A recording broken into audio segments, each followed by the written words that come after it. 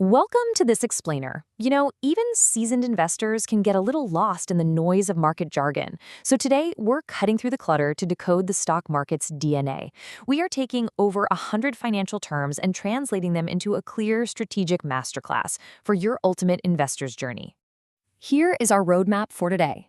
First, stock market basics. Second, evaluating companies. Third, building your portfolio. And finally, market trends and economics. Let's dive right in. Part 1, Stock Market Basics. At its absolute core, a stock is literally a slice of ownership in a business. When you buy one, you are a part owner, plain and simple. Now, private companies keep their shares restricted to founders and early investors, but public companies, they list their shares on a stock exchange, like the famous New York Stock Exchange. To actually buy in, you use a brokerage. That's essentially a platform connecting you to the exchange, which might charge a small fee called a commission. Once you're all set up, you just look for a company's ticker symbol, like AAPL for Apple, and boom, you're ready to trade. But keep in mind, not all stocks are created equal. You generally face a choice between two paths: common stock and preferred stock. Common stock is what most of us buy. It gives you a claim on the company's profits and, crucially, voting rights on big decisions. Preferred stock, on the other hand, usually skips the voting rights, but in exchange, you get prioritized. You're much more likely to receive steady dividends, which are direct profit payouts, and if the company ever distributes money, preferred shareholders actually get to cut right to the front of the line. So when does the magic happen? The standard trading day runs from 9:30 a.m. to 4 p.m. Eastern. This is when the official opening and closing prices are actually set. But the action doesn't just stop at the bell. Pre-market and after-hours trading allow investors to react instantly to breaking news or earnings reports outside of those normal hours. The catch, though? These extended sessions have much lower volume, meaning way fewer shares are being traded and lower liquidity. That basically means it's much harder to buy or sell a stock without causing a pretty drastic swing in its price. For most of us in the investing world, the ultimate benchmark is the number 500, the S&P 500 to be exact. It's an index that tracks 500 of the biggest U.S. companies. An index is basically just a collection of stocks used to measure how a specific chunk of the market is doing. The Nasdaq, for instance, focuses heavily on tech, while the Russell 2000 tracks smaller companies. You'll constantly hear professionals talk about beating the market. What they mean is getting a higher return than this 500 benchmark. And trust me, doing that consistently is incredibly difficult. All right, moving on to part 2, evaluating companies and stocks. To really look under the hood of a company, we need our valuation toolkit. First step, sheer size. We look at market cap, which is the total value of all shares, and enterprise value, which factors in cash and debt for a much fuller picture. Then we dig into the actual money making its way through the business, via revenue or total sales. We subtract liabilities from assets to find the net income, the true profit. To make this relatable to just a single share, we use EPS, earnings per share. This leads us to some absolutely crucial ratios. The PE ratio compares the stock price to its earnings to reveal if it's cheap or expensive, while the PEG ratio adjusts that number for expected growth. Finally, we track free cash flow, the money left over for growth, and dividend yield for those who are really focused on generating income. Think of revenue kind of like a block of ice melting as it passes through a business. Gross margin shows us what's kept after paying for the direct raw costs to make the product. Operating margin takes it a step further. It shows what remains after overhead, stuff like salaries, rent, those everyday expenses. Finally, we reach the net profit margin. This is the true bottom line. It's the percentage of revenue remaining after absolutely all costs, including taxes and interest, are completely taken out. Are you looking for the next rocket ship or maybe a hidden diamond in the rough? Well, that is the classic debate of growth versus value. Growth stocks are typically fast-growing companies, very often in tech, that reinvest all their profits back into expanding rather than paying out dividends. Value stocks are the complete opposite. They look cheap compared to their actual financial fundamentals, and investors buy them hoping the rest of the market will eventually wake up and see their true worth. Beyond these two, you also have massive blue-chip companies, cyclical stocks that are tied to the economy's rhythm, and defensive stocks like utility companies which just hold steady even in tough times. We also categorize these companies by their sheer size, which, again, is measured by market capitalization.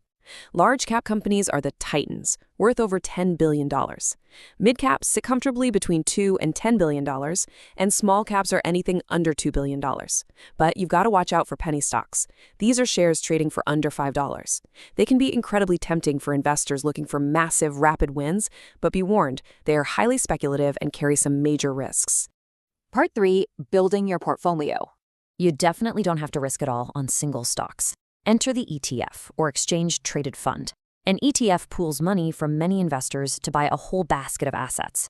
But unlike a traditional mutual fund, it trades fluidly like a regular stock all day long. Many ETFs act as index funds, offering a super low-cost way to track an entire market without trying to actively beat it.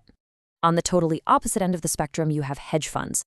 These use aggressive, high-risk strategies, but they are typically reserved for very wealthy investors due to the massive amount of capital required to get in. The philosophy behind your portfolio usually falls into one of two camps: passive or active investing. Picture the calm, relaxing hammock of passive investing. It is all about the long game. You might use dollar cost averaging, which is investing a set amount regularly to smooth out the market's bumps, and just embrace a simple buy and hold approach. Compare that to the stressful roller coaster of active trading. That involves strategies like attempting to predict trends through market timing, speculating on high-risk plays, or trying to perfectly time a buy-the-dip moment when a price temporarily drops. Active investing takes way more time and naturally carries significantly more risk. A true financial fortress isn't built with just stocks, right? You can fortify it with bonds, which are essentially fixed-rate loans you provide to a company or a government. You can hedge against volatility with commodities like gold or oil, trade traditional currencies, or even speculate with cryptocurrencies like Bitcoin. When evaluating this entire mix, investors use fundamental analysis for financial health, technical analysis for reading price charts, or macro analysis for broad global trends. And importantly, where you hold these assets matters immensely. Utilizing a tax-advantaged account like a Roth IRA is a brilliant strategy because your investments can grow entirely tax-free for retirement. As you hold these assets, companies are constantly making strategic moves that affect your portfolio's value. The corporate life cycle often starts with an IPO, the initial public offering, when a private company first sells its shares to the public. Later on, they might do a secondary offering to issue additional shares and raise more cash. They can also manipulate their share count. In a buyback, a company repurchases its own stock, which actually increases the value of the remaining shares. Or they might execute a stock split, like a 2-for-1, giving you more shares at a lower price, or even a reverse split to artificially boost a low stock price. So, the ultimate question becomes, how do we actually lock in our success while minimizing our exposure to disaster? The absolute foundation of risk management is diversification, spreading your bets across different sectors so one single failure doesn't sink your entire portfolio. We map this out through asset allocation, deciding exactly what percentage of our money goes to stocks versus bonds. And because markets constantly shift over time, you have to do periodic rebalancing, adjusting your holdings back to your original target percentages. To truly measure performance, the pros go way beyond simple returns. Alpha proves if you're actually beating the market. Beta reveals how violently your portfolio swings. A high beta means you are in for a much bumpier ride than the market itself. The Sharpe ratio is fantastic because it calculates risk-adjusted returns. It basically asks, is this financial reward actually worth the stress? Correlation checks if your investments move together. Ideally, you want them to act independently. Ultimately, diversifying properly almost entirely eliminates unsystematic risk, which is the risk tied to a single company. But remember, systematic risk, the danger of the entire market turning sour, well, that will always remain. And finally, part 4, market trends and economics. Market sentiment is generally dictated by two very different beasts, the bull and the bear. A bull market is characterized by intense optimism, where prices are rising steadily over a long period. A bear market is driven by pessimism and fear, with prices steadily falling. Within these broad trends, you'll see sharp upward rallies, terrifying and sudden crashes, and sometimes massive bubbles where prices completely detach from a company's actual value just due to sheer hype. And hey, don't panic over every drop. A temporary pullback of around 10% is simply known as a correction. It's a highly normal part of the cycle. To track those wild swings, we look to the VIX, which is often called the Fear Index. It measures the expected volatility in the S&P 500 over the next 30 days. Volatility is simply a measure of how much and how quickly prices move up and down. When the VIX is low, the waters are nice and calm.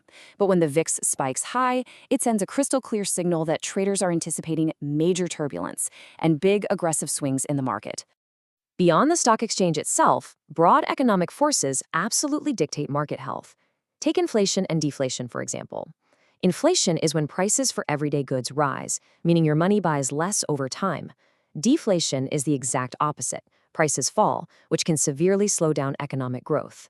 When the economy actually shrinks for several months in a row, we hit a recession, often causing stock prices to drop as companies earn less. And then there is stagflation, a worst-case scenario where prices are rising, but economic growth stalls completely and unemployment remains stubbornly high. To fight these economic extremes, those in charge basically have two main levers to pull: monetary policy and fiscal policy. Monetary policy is controlled by central banks, like the Federal Reserve. They turn the dials on interest rates and the money supply to try and perfectly balance growth and inflation. Fiscal policy, on the other hand, is entirely in the hands of the government. They use federal spending and taxation, either cutting taxes and increasing spending to stimulate a sluggish economy, or raising taxes and cutting spending to cool down an overheating one. So you've just absorbed the strategic DNA of the financial world. We started by buying a single slice of a company, evaluated its true worth, bundled it into a fortified portfolio, and zoomed all the way out to understand the massive global economic forces pulling the strings. You aren't just blindly reading the financial news anymore. You are actually ready to navigate it. With all these tools now at your disposal, which part of the market will you explore first on your ultimate investor's journey? Thanks for watching this explainer, and keep